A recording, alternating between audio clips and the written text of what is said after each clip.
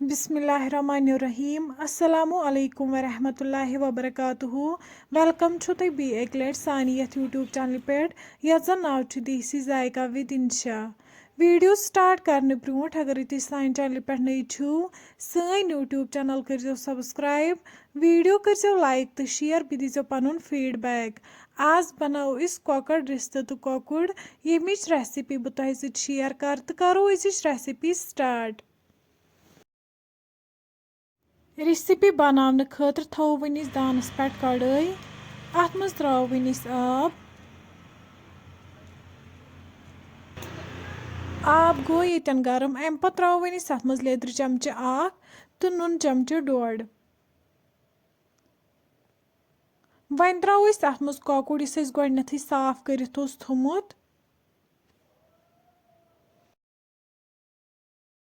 अम पे त्रो वनिस अत मज कॉकर रिश्त यम गोडनेथै चीटित थमित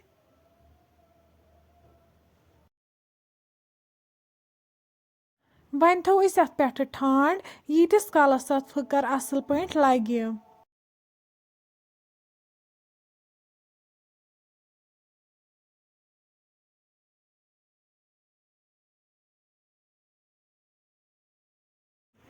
दह मिनट बाद तुलो वनिस ठांड थोद तुम हेको वुचित यमन असल पे फकर लोगमुत अम पत वालो वनिस दान पे बोन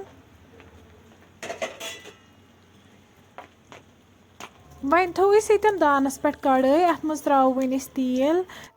गरम गि त्रो वनिस अत मज कॉकुड़ यह करोन असल पे फ्राई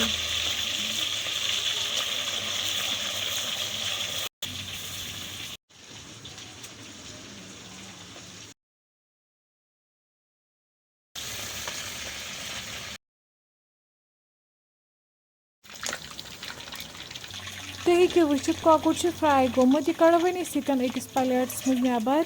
अम पे त्रो वनिस अत मज रिश्त यम त कॉकुड़ असल पे फ्राई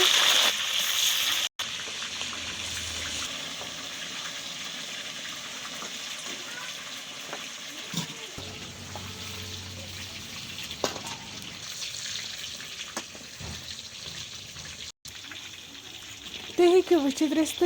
तन फ्राई गमित यम त कड़ोक अकिस प्लेटस मज नबर अम पे त्रो वनिस तिलस मज गंड तो रुहन करो यन असल पे फ्राई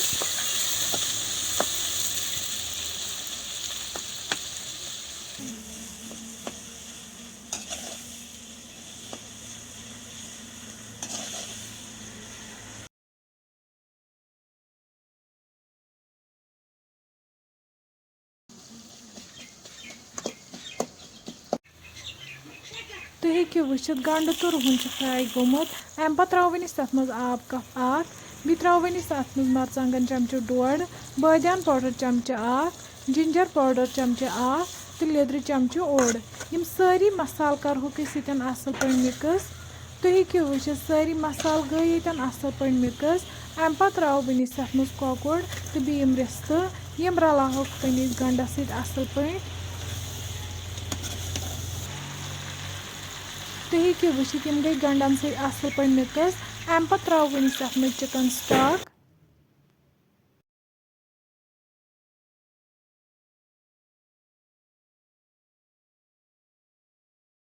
तुम हेको वुचित यन दगित सब्ज ٲल बड़ ٲल तो दालचीन थमज लास्टस पे त्रो वनिस अत यह मसाल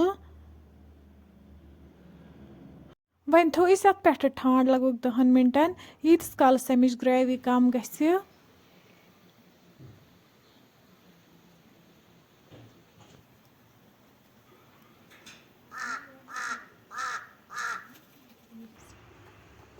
दह मिनट बाद तुलो वनिस ठांड थोद तुम हेको वुचित रेसिपी बिल्कुल तैयार अम पत वालो वनिस दान पे बोन वन त्रो लास्टस यथ पे मेथ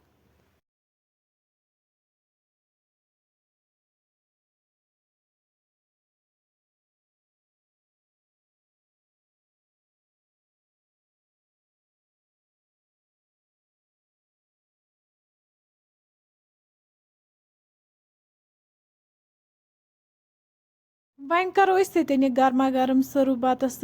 फ्रेंड्स अगर तुम सोन अजुक वीडियो पसंद आमुत सन यूट्यूब चैनल कर सब्सक्राइब वीडियो करियो लाइक तो शेयर भी दीजिए पनुन फीडबैक। अल्लाह हाफिज़।